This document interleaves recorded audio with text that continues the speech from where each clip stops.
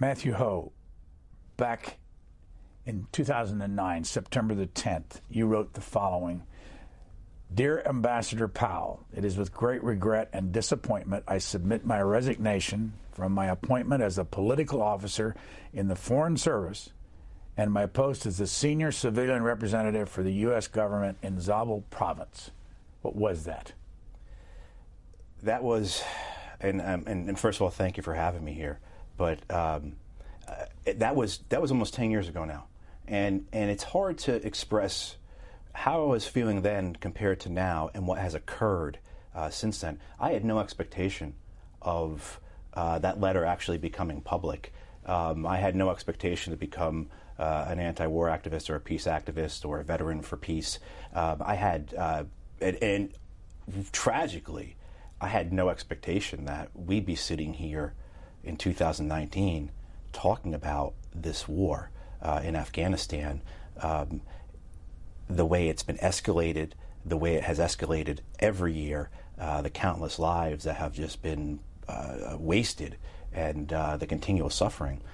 So it's shocking to hear it. It is, and it's very surreal for me to be sitting here with you right now, Brian. So what's your background leading up to when you resigned from the State Department? Yeah, I went to college and graduated college and worked in publishing and doing finance, and I didn't have a military family background. I had an uncle who had been in Germany same time as Elvis Presley, and that's about the biggest military connection we had. And so when I joined the Marine Corps a couple years after college, it was mainly because I was bored. I was looking to do something bigger with my life, and I spent time in the Marine Corps in Okinawa, Japan. I was assigned to the Pentagon and worked for the Secretary of the Navy. I had a position on a State Department team in Iraq in 2004 and 2005, doing reconstruction work and political work as a Department of Defense civilian. I led a Marine Corps company back to Iraq in 06 and 07 as a combat engineer company commander. And then I ended up receiving a direct appointment into the Foreign Service in early 2009. Went to Afghanistan. A lot of me, I think what I was expecting was that the Obama administration was going to seek peace, seek an end to the conflict. President Obama had campaigned on winning the war in Afghanistan. But when he said so in the context of sending 2 brigades of troops, which is about 6,000 or 7,000 men and women. He ended up sending over 70,000 plus an additional 40,000 NATO troops and 100,000 contractors. What I saw in Afghanistan in 2009 was the same as I had seen in Iraq in 04, 05, 06, 07, as well as when I worked on Iraq and Afghan war issues at the Pentagon and at the State Department in between those times. There was no difference in the administrations. The administrations were both, their desire was to win politically, or to win for political reasons, domestic political reasons. Everything else was secondary. And so, particularly in 2009, after I saw the elections stolen by the Afghan government, after so many have been killed in the run-up to that, I just couldn't go along with it any longer. I was basically broken inside. And so the fact that I'm here now, still doing this, was never my intention. It just has continued to go along, almost as if my work in anti-war or peace activism has been a way to make up for what I did in the wars. What have you done the last 10 years? Well, I became a think tank expert. So I have a title at a think tank, which is nothing really more than a title, but I'm a senior fellow at the Center for International Policy. Led a project called the Afghanistan Study Group in 2010, 2011, and 2012, which was a compilation of about 40 or 50 different international affairs experts, retired generals, academics, arguing for basically what we're seeing now, a peace process in Afghanistan and an end to the war. I've tried to get away from this type of thing. I've worked at the YMCA. I sold cars. I worked as a consultant for a private family philanthropic fund. None of that stuck. I keep coming back to this. A lot of veterans, no matter what war it is, will say, I left the war, but the war never left me. And that's in my case. So I primarily work with an organization now called Veterans for Peace. I'm on a couple different boards and advisory boards, and this is what I do. I've also struggled with the invisible wounds of war, post-traumatic stress disorder, moral injury, depression, substance abuse, and also in the last several years, traumatic brain injury has flared up for me, just as so many other men and women are experiencing. There's a latency with traumatic brain injury. For me, it was probably from explosive blast exposure. It's around a lot of explosions, both in training and then in combat, of course. But it's very similar to what the football players, or it may be very similar to what the football players and the boxers are experiencing. So I've had to deal with that as well, which has been not just a challenge for me, but a challenge for my family, a challenge for my wife, a real challenge for my wife. It's what she's gone through because of my wounds, those invisible wounds for the wars. She has PTSD herself because of it. How much combat did you see? Quite a bit. I mean, it was, one of the misnomers about these wars is that men and women aren't seeing that much combat. And it's actually the complete opposite. According to the VA, according to the Department of Defense, according to various studies from like the RAND Corporation, veterans of the Afghan and Iraq wars have seen more combat than any other veteran of American wars. As far back as the First World War, that's as far back as we have those studies and that polling and that understanding. So we saw a lot. I mean, even when I was over there as a civilian, working on Reconstruction and politics, and going to parliamentary meetings and provincial council meetings and working with engineers, we were constantly under IED attack, rocket attack, mortar attack. You constantly were in small arms engagements. My time when I led a company of Marines in Iraq in 06, 07, this was before the Sunni awakening and the Sons of Iraq. Every time you left your base, every time you left your outpost, you got into something. You got into a gunfight, or there was an RPG shot at you, or a roadside bomb, an IED went off. So we saw quite a lot. I saw quite a lot. And it changes you, of course. And we know with PTSD, basically you spend a year or 7 or 8 months or however long every day going out, hunting people, and other people are hunting you. And that changes your entire body chemistry to change. That we know that with PTSD, brain size and shape changes for soldiers who go over to war and come back. When they come back from the war, their brains are actually different sizes and shape because of PTSD, because your body is releasing all these survival chemicals constantly, and that causes you to have serious problems when you come home. But for me and for many others, and I think this is what leads into understanding why so many veterans of these wars are killing themselves, there's a moral component to it. So it's the civilians, it's the innocents who, one way or another, we took part in killing. And that is something that you can never get past, that moral injury. It's very much, like Macbeth, out, damn spot. You can't get that blood off your hands. And so that sticks with you, and that brings you to thoughts of suicide. And that's something I dealt with for a number of years, and I'm here because I had really great doctors at the VA who saved my life. Go back to your original resignation letter. The next day, the Washington Post, I believe, I don't have it in front of me, put you on page 1? Above the fold, too, Brian. Yeah. Above the fold on page 1. Yeah. Headline: U.S. official resigns over Afghan war, written by Karen DeYoung. And in it, but by the way, why do you think it made the front page? Did you ever ask Karen DeYoung? I did. I said, why did you do this? Why did you write this 3,000-word or however long expose on me? And she said, because everything you said in your resignation letter and everything you said to me, and at this point, DeYoung she worked on Secretary Clinton's detail for the Post, so she covered Secretary Clinton in Foreign Affairs and the wars. She said, everyone I spoke to at the White House, at the NSC, at the Pentagon, at the State Department, all of them agreed with what you were saying about Afghanistan.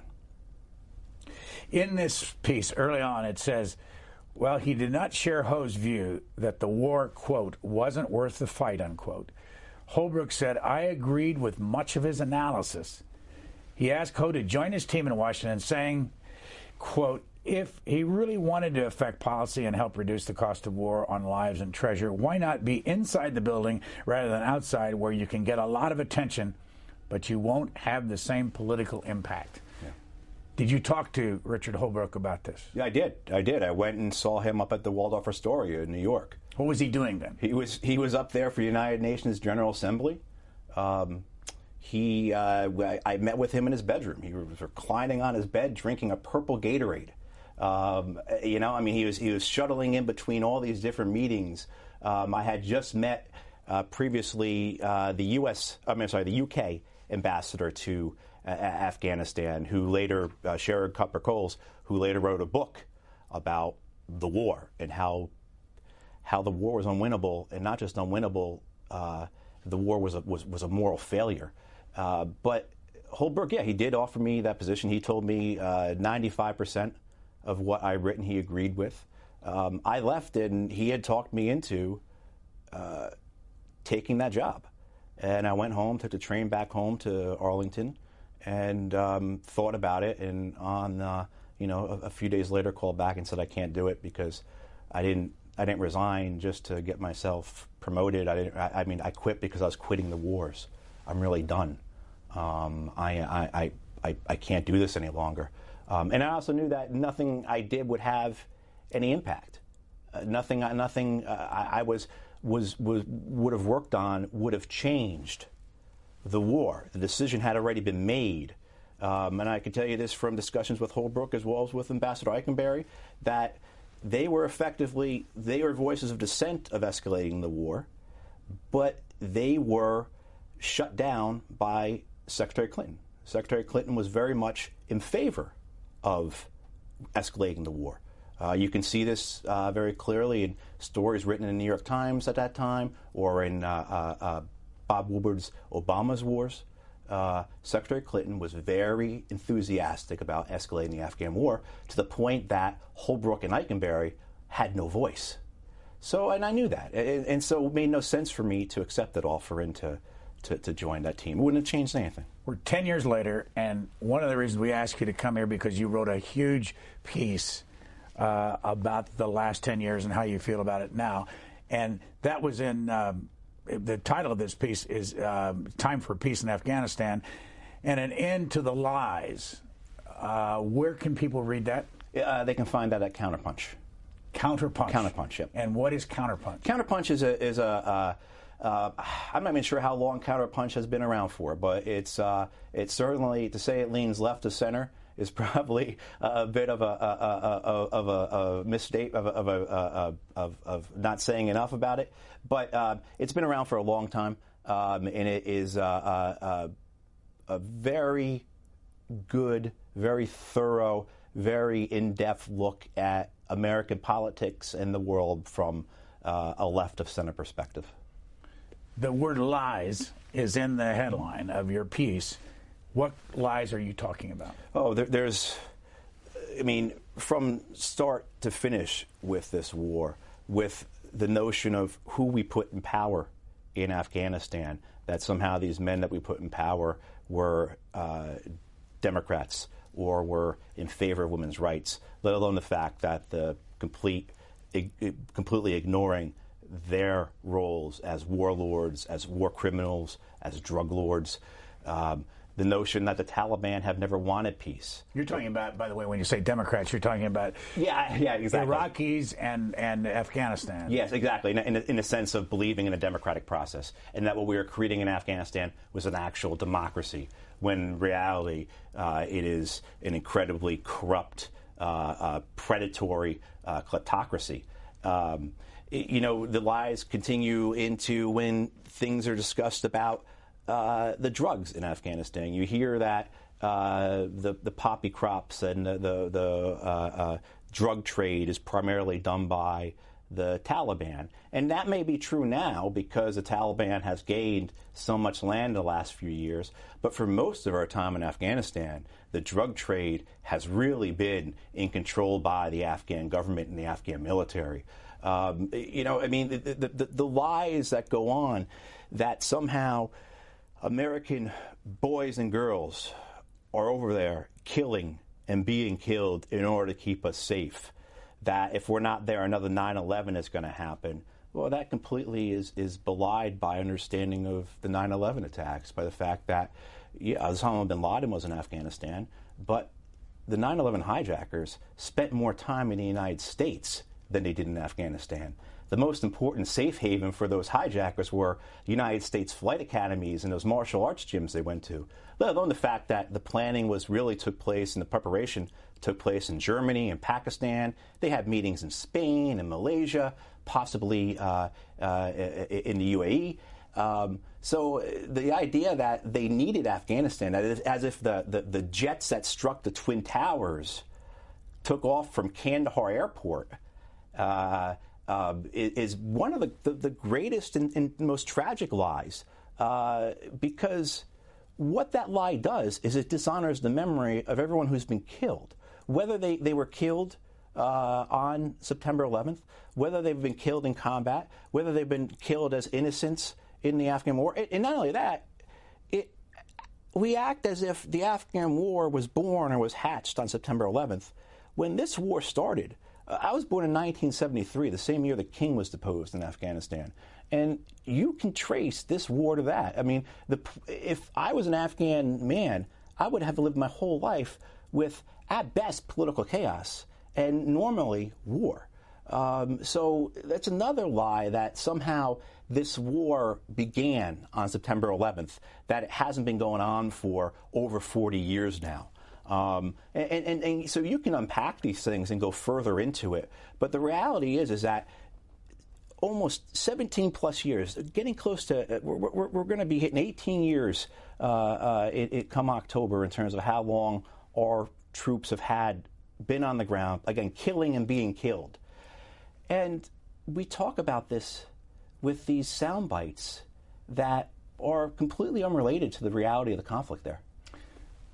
Now, I'm going to say something that may not be perfectly accurate, but you can correct me.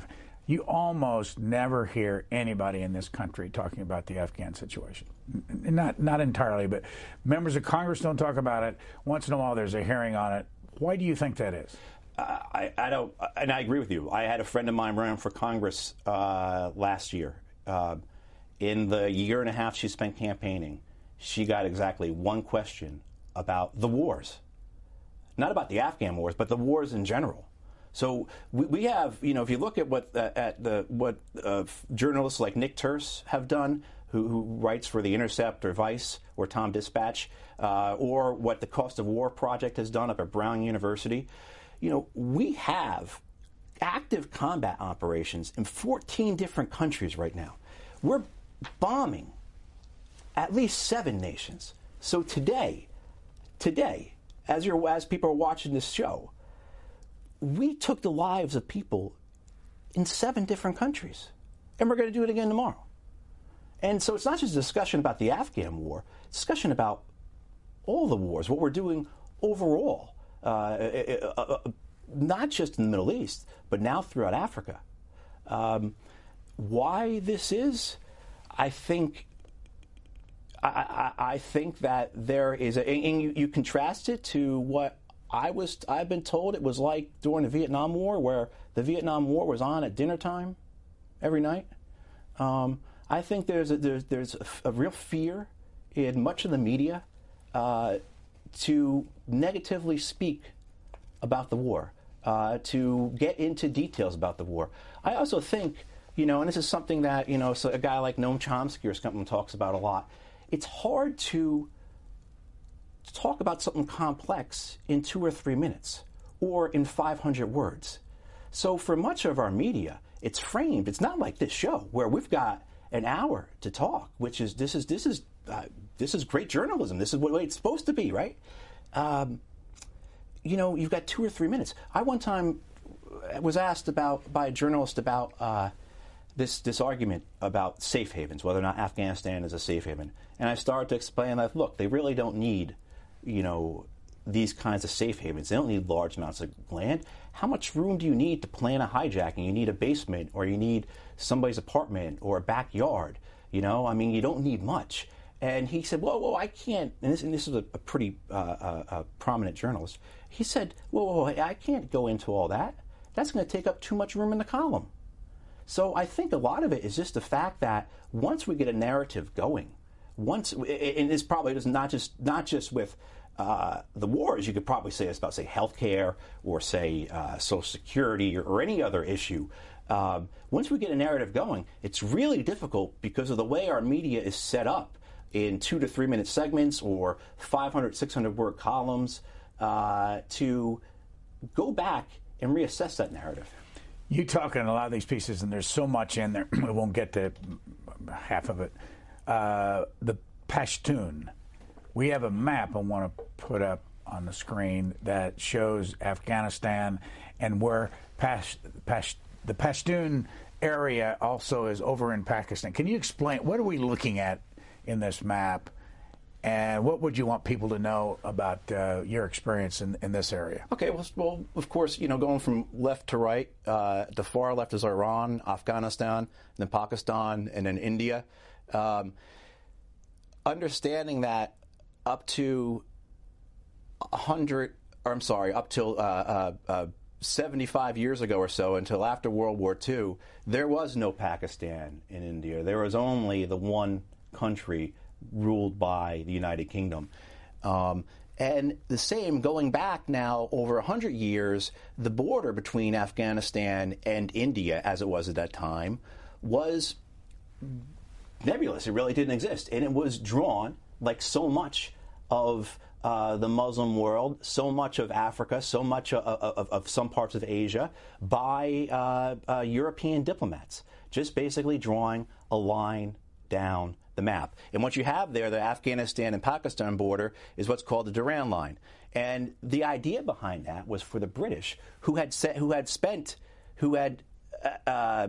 gone to war 3 different times in Afghanistan, never successfully, always very bloody, always a punch to the nose, very much an embarrassment to their pride, as well as they never achieved their objectives.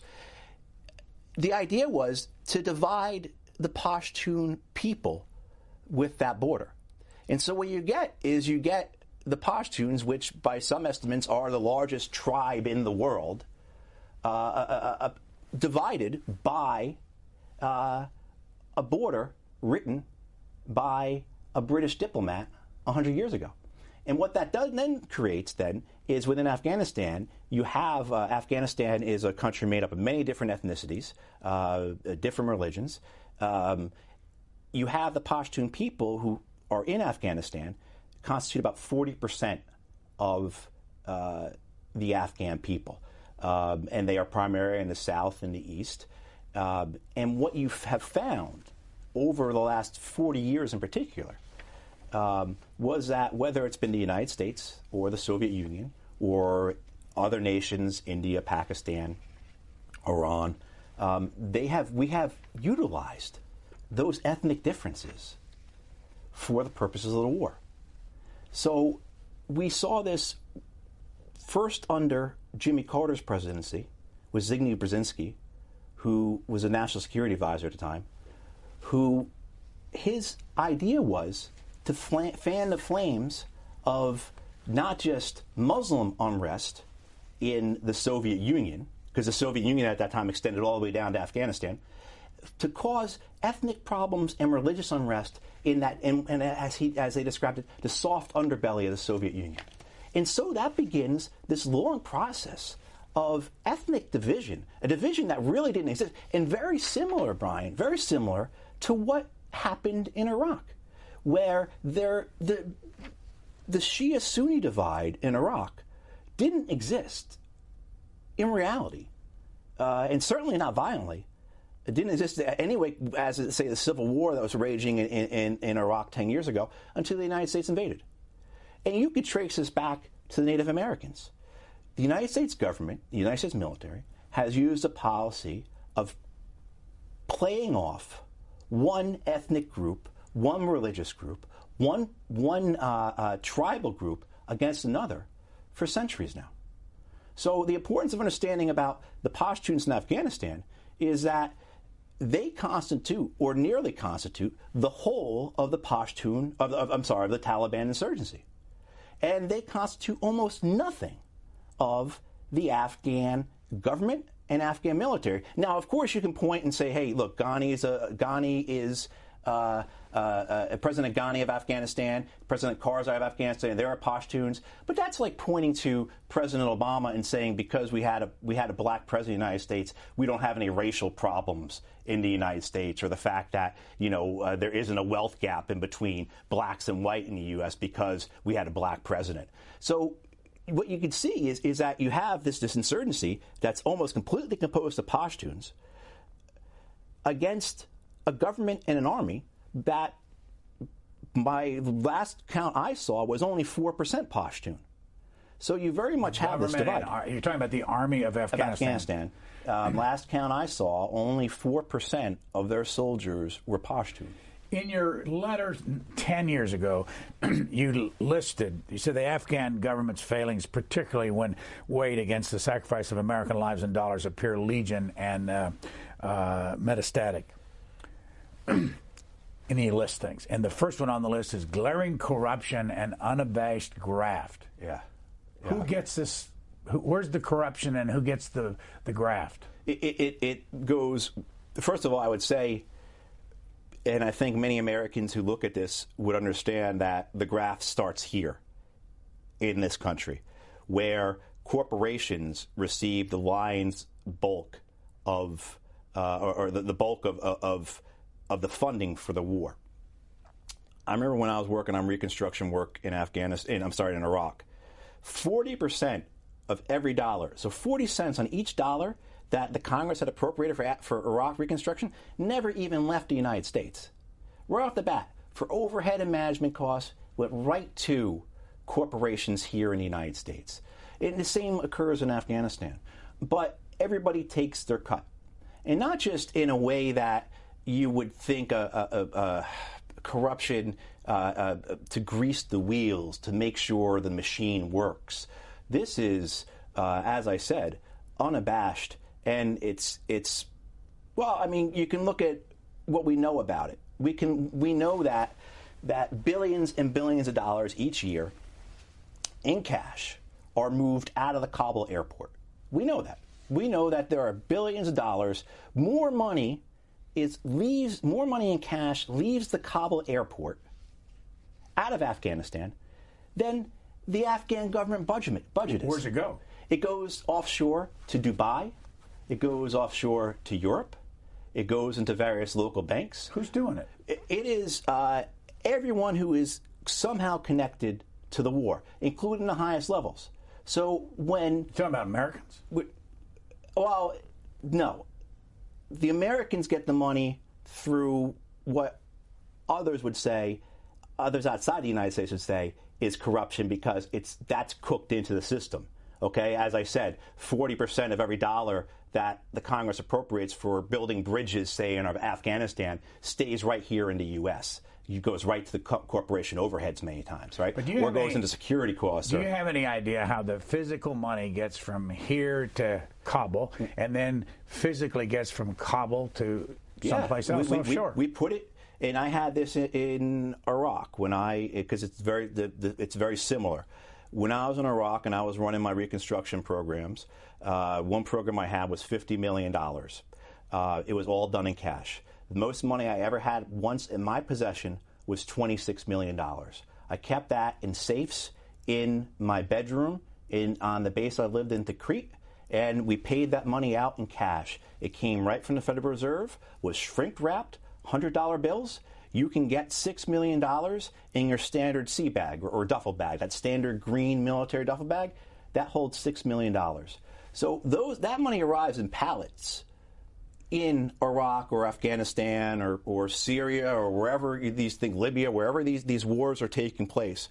It is then moved under control of the U.S. government and U.S. military, and it's then paid out through various mechanisms, various types of projects, various types of programs, building schools, buying desks for the schools, paying teachers.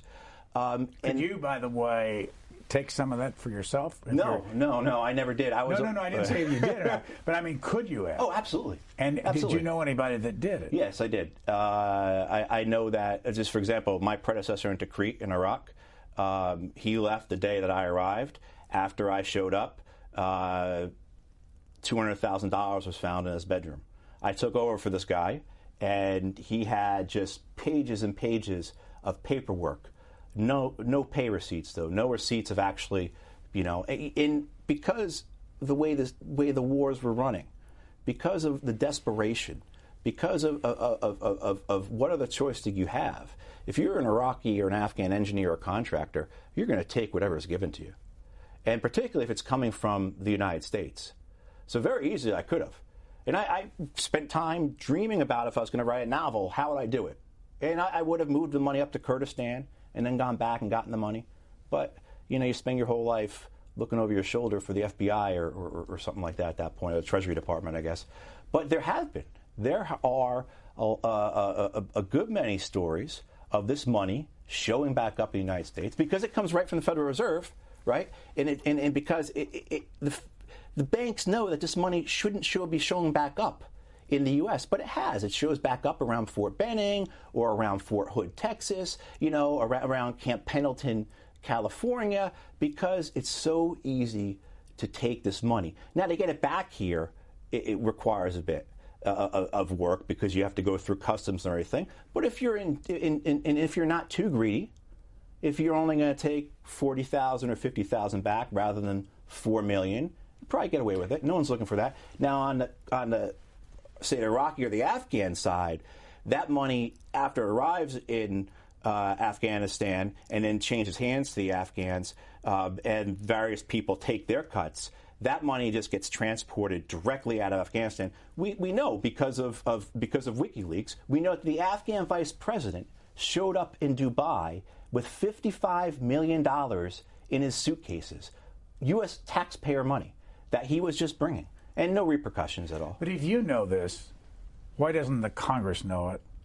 And I know we've had John Sopko on this network many times, who is the special IG for Afghanistan, and he talks about this. Does it seem to matter? You don't ever hear where any of this is stopped. It's very frustrating, and it's heartbreaking.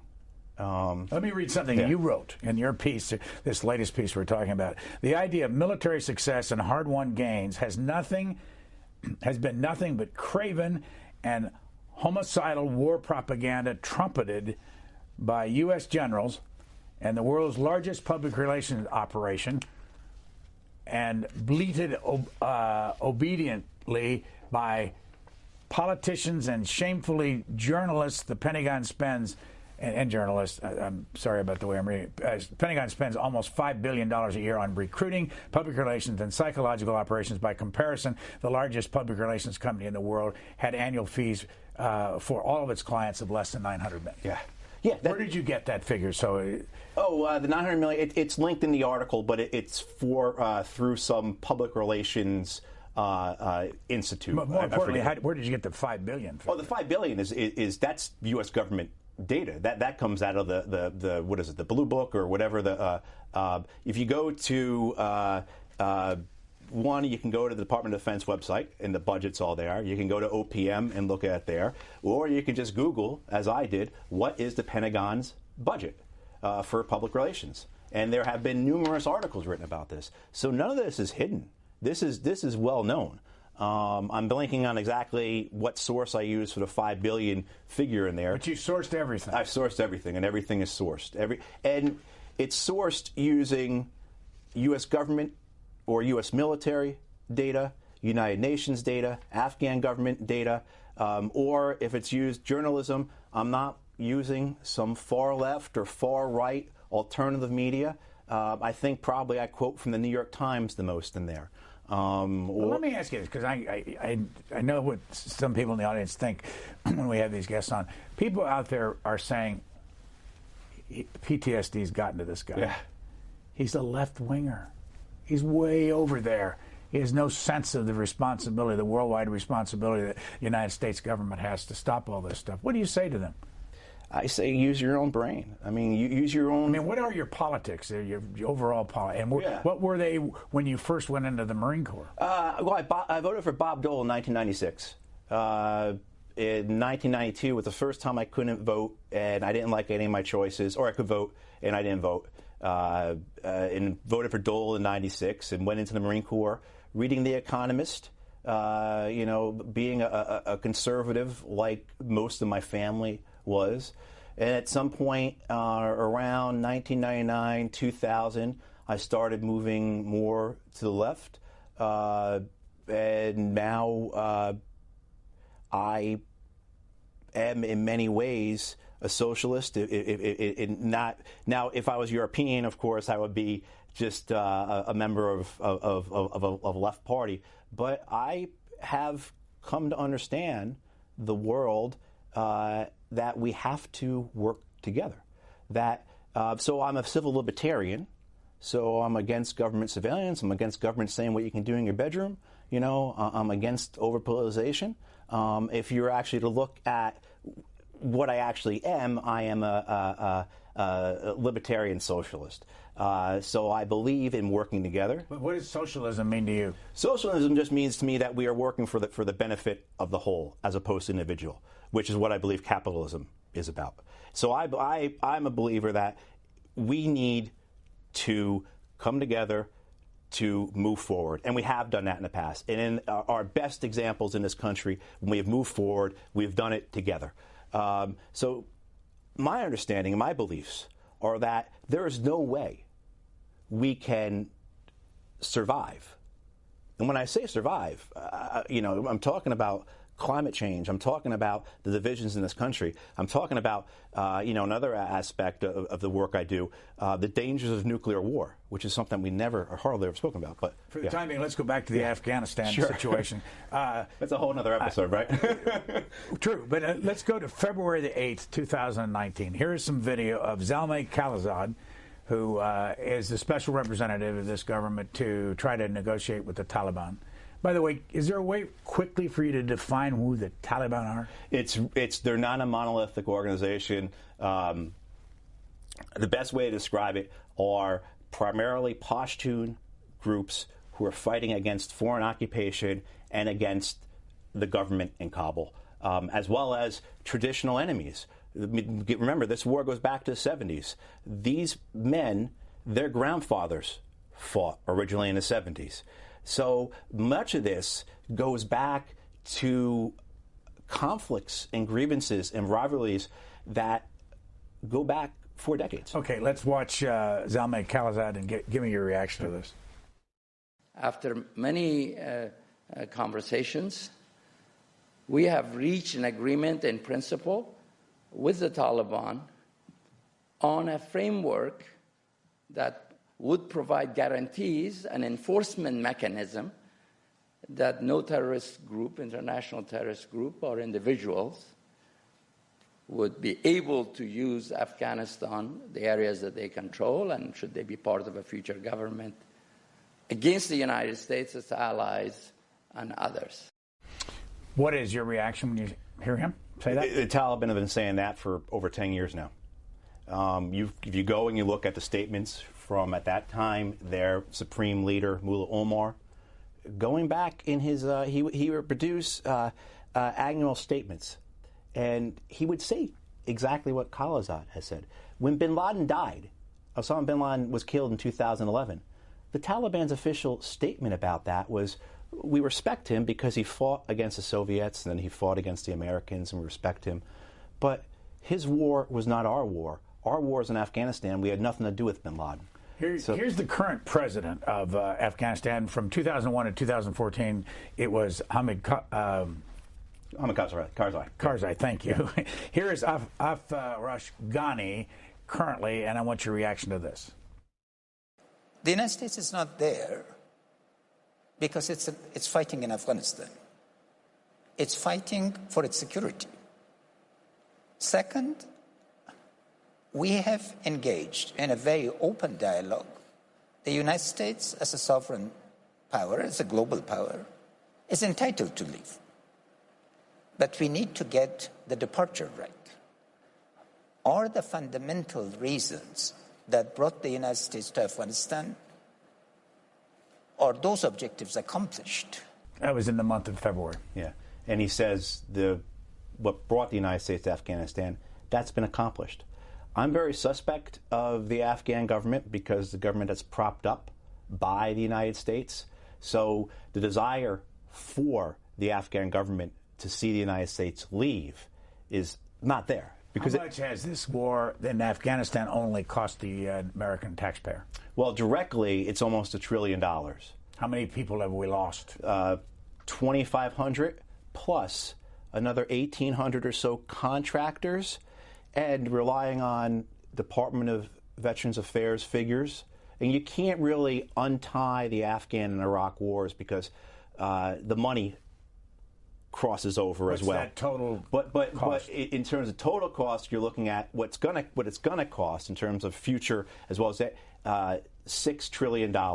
We have spent, according to Brown University, just on debt payments on these wars. So just on, because we're paying for these wars, we're not funding these wars. These wars are being paid on the credit card, basically. So according to Brown University, we have already spent over $700 billion just on debt payments, on interest payments for these wars. But with regards to the bodily cost, the physical cost of the wars, when you look at suicide data from the Department of Veterans Affairs, 9,000 American soldiers, American men and women who have served in Iraq or Afghanistan have killed themselves since coming home from the wars. So that's a number that you can't divorce from that. How close did you come to? I came very close. I was a number of times. I tell you, I was getting putting my cat had the cat in the crate, and the dog was getting leashed up, and I was going to my vet to drop them off, and then I was going to go kill myself. There's been times I've walked into the Walmart, looked at the gun I was going to use. I've always been fortunate that I haven't owned a weapon, or else I probably wouldn't be here. So I came close a number of times. How did you stop from going that far? There's a couple of things. One is I had professional help, and that's the reason why. Secondly, I called the crisis line. I called the people who are dedicated to answering those calls, and a number of times that saved me. But the only reason why was because I got professional help. The first time I ever got professional help was the beginning of 2012. My first therapist had been in the Navy. He had gone through very similar experiences. That's the only reason why I trusted him. I mean, so many of us come out of these wars, and if you didn't carry a rifle, I'm not going to listen to what you said. You don't know anything you're talking about. So I needed someone like that I could trust. And he's the one who got me on the path to be able to be here with you today. But I was laying on the floor, broken down in 2012, and I had to decide. Either go put that gun in your mouth today or get help. And fortunately, I chose to get help. When did you get married? We just got married this past year, but we've known each other since 2004. We met in the Pentagon. And she has been with me. We've had a saga, but she has known me since before the wars. And she's seen me every time I've come home for the wars. And she's been with me in so many ways. We've been back together now for 5 years or so. Yeah, she's a veteran of this war as much as I am. Back in 2017, here is General David Petraeus, who was the boss in in Afghanistan and Iraq for some time. Let's watch this. It's not very long. This is a generational struggle. This is not something that is going to be won in a few years. We're not going to take a hill, plant the flag, and go home to a victory parade. And we need to be there for the long haul, but in a way that is, again, sustainable. You know, we've been in Korea for 65 plus years because there's an important national interest for that. We need to be there for the long haul. No, we don't. Absolutely not. Our presence, and this is something that General Petraeus himself has said, our presence causes these insurgencies. For every one, quote, terrorist, unquote, we kill, we create 10 more. I mean, this is knowledge, well-known knowledge. also, too, one of the things when I signed up to go to Afghanistan, General Petraeus had taken on Central Command. So he was in charge of the Middle East for the United States military. And remember very clearly his thoughts were that, his words were that we were going to seek peace, that we were going to talk to the Taliban just like we talked to the Sunni insurgency in Iraq. What strikes me so much about that comment there about Korea is that as we now see what's happened over the last year and a half with North Korea, it's all happening just because we're talking to them. And that's what's happening now with this peace process in Afghanistan. Just like what happened in Iraq with the Sunnis in 07, 08, in 06, 07, when I was there. All we did was start talking to them. And the violence stopped. They came forward with their grievances. We said, yes, that's understandable. And we worked to figure out a way past that. That's what we're seeing now with these talks in Afghanistan. All it took was just us saying, yes, we'll talk to you. And now there's a potential peace process. I want to show you a chart, and it's all because of reading your stuff and the background. There's one of these organizations that you're a member of called, where is it? World Beyond War.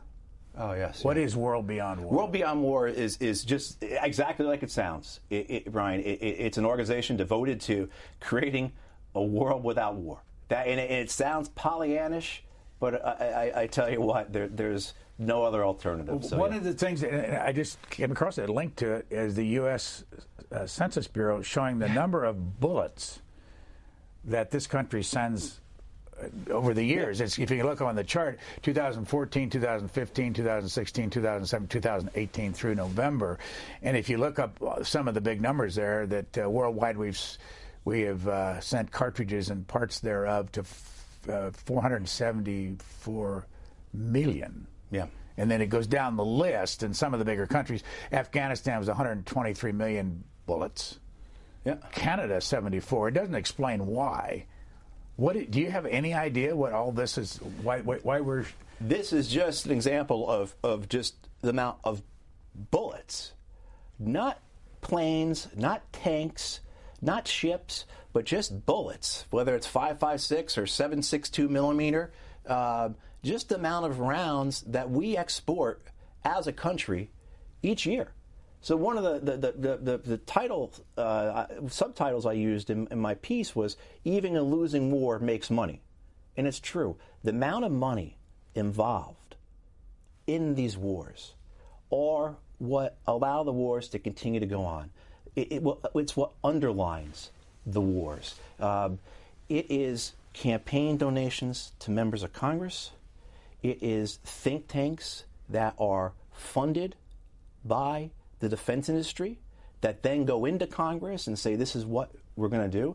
I met with Senator Bob Casey's staff in Pennsylvania, a Democrat on a Senate Foreign Relations Committee. And he has a military officer on his staff, like everyone in the Senate and most members of the House do.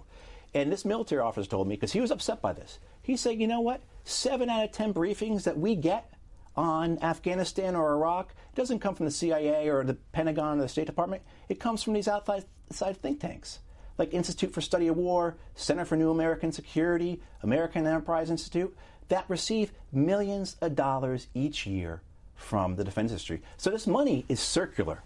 And that is one example of, even a losing war makes money. Former ambassador, I believe, both Iraq and Afghanistan, Ryan Crocker. Here's 30 seconds of him. I want your reaction to this. You have to understand the Pakistani perspective as well. We walked out of them. We walked out on them in the early 90s after the Soviet defeat in Afghanistan, slapping sanctions on them and heading home. Pakistanis are never going to forget that. What we have to do now is provide some assurances that this time we're not going home. This time we're going to stay with whatever force composition makes sense because we have vital interests at stake here. Well, that's one of the myths, this idea that we left Afghanistan when the Soviets left. We didn't.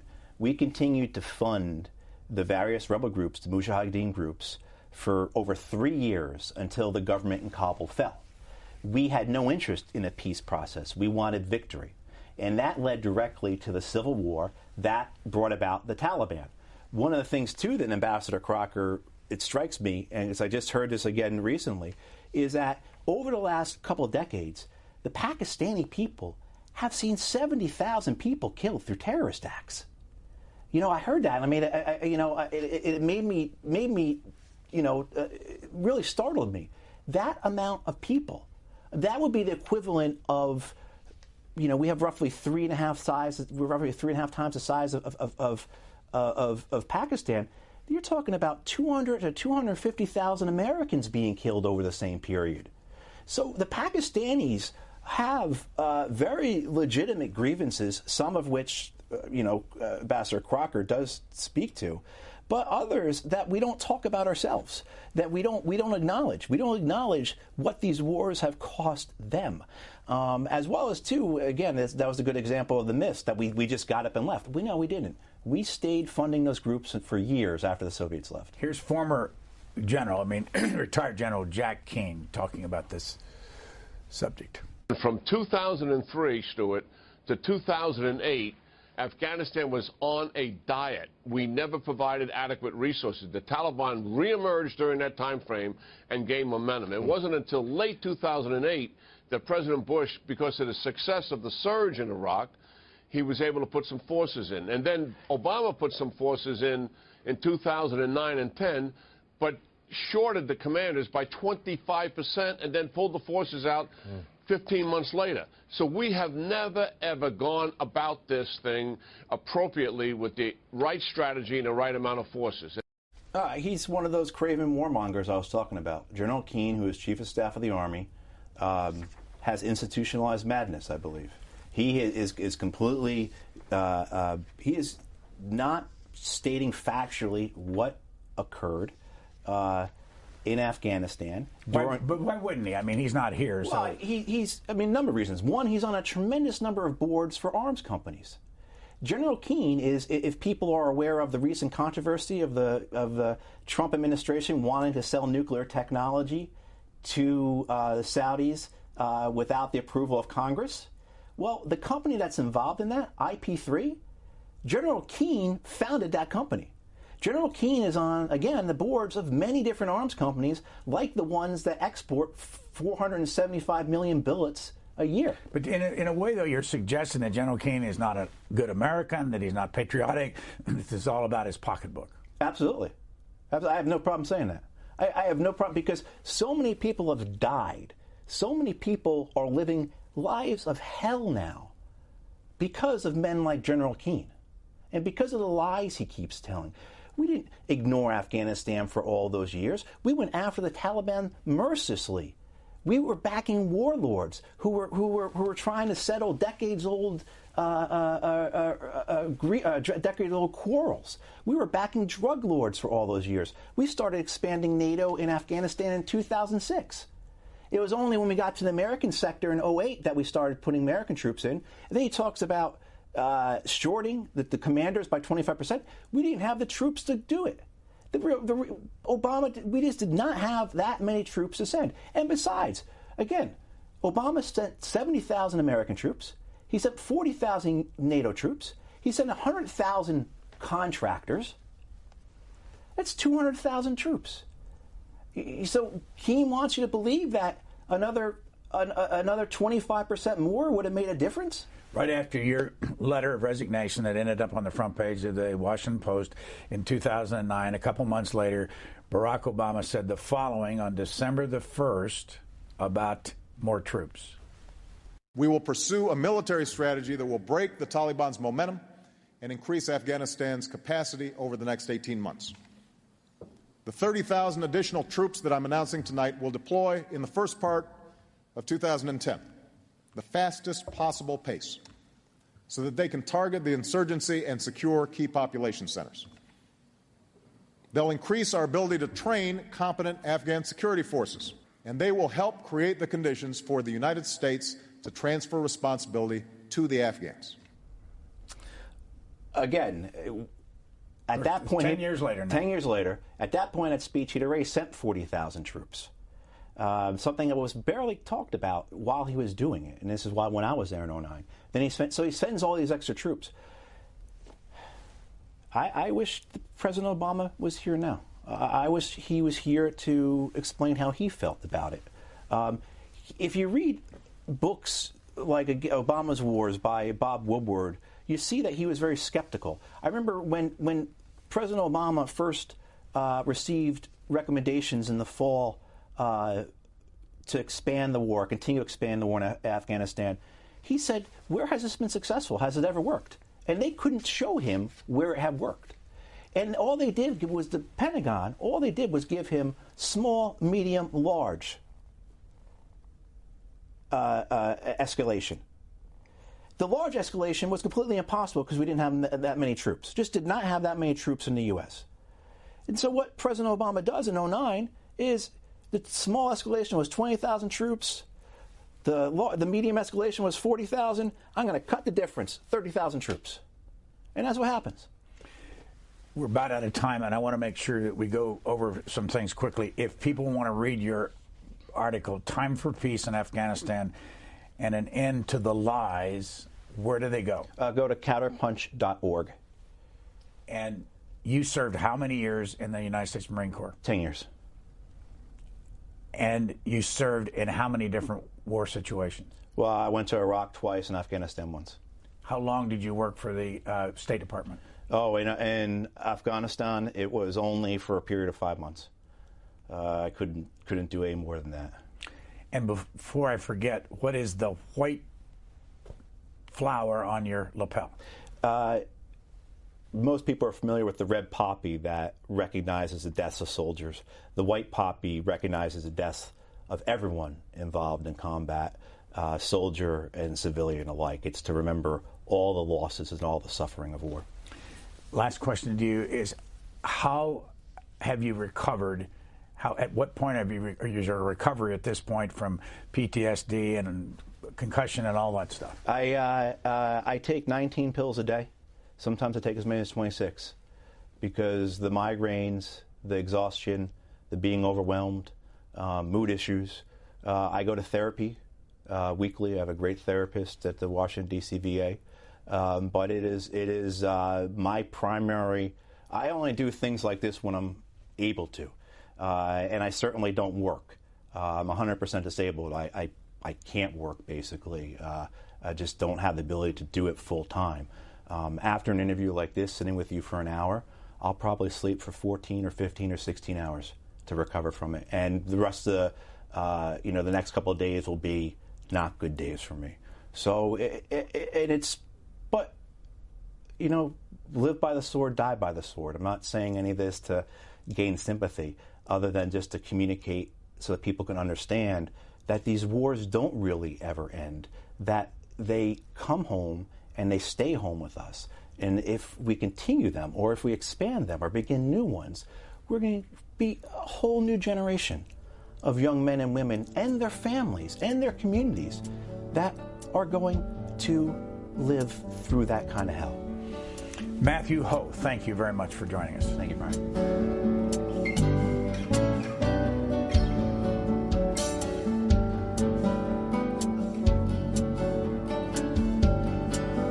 All Q&A programs are available on our website or as a podcast at cspan.org.